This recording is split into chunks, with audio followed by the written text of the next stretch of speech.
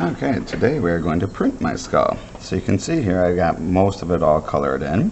I'm going to just finish up this eye over here and then I'll be ready to go. Now you can decide, you can choose just to color just the skull or you could color around it as well. Just be mindful of where you've colored and where you're putting your fingers, because if I were to touch something that I've already colored, it will remove that color and then my fingerprint would show up and you might not like that. Now here's a couple things to help your prints turn out better.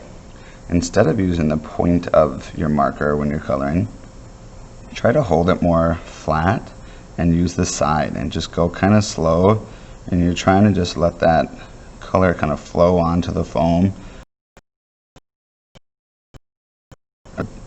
Really vibrant and dark. It's always a good idea to just kind of look over everything that you have colored before you bring it to the printing table, because any spots that don't have much color on it, it's not going to show up very well and you'll have lots of white showing through your print.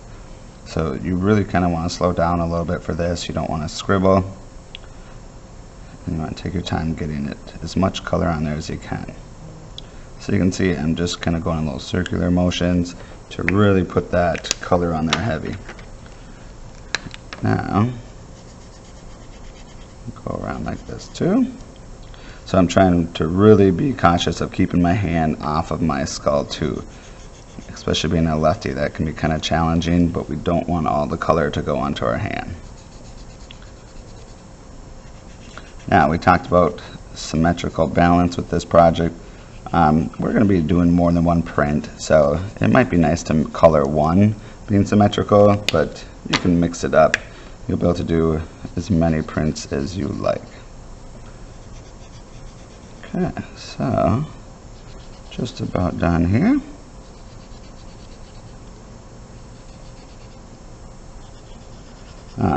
Just keep in mind though, if I choose to not color an area, it will stay white. So you want to definitely make sure that you color at least around the edges of your skull. If I wanted to leave the teeth white, that might be okay, but you won't really be able to recognize them as teeth because this whole space would end up being white. So if you wanted white teeth, you may have to try to at least go around with black and outline each tooth. But when you are ready, bring it to the printing table. And the only thing we have to remember if we want to try this at home is, one, you have to use washable markers, and then two, before you print it, your paper needs to be damp. So all we will be doing is taking a sponge, going over our paper a little bit so it kind of gets a little bit darker, tends to look a little bit shiny. Sometimes you gotta go over a couple times like this. I can now see that it's getting a little bit darker, so I know I'm ready. Then I'm going to carefully flip my printing plate over. So that, and then we'll use our brayer here to just roll over it. Now if you are doing this at home, you can just use your hand. You could use like a wooden spoon. Does not matter. You just want to really be careful not to move it around. And just push down pretty hard. After you've gone over the whole thing, you are ready for the reveal. So here we go. 3, 2, 1. Voila, there's my skull print.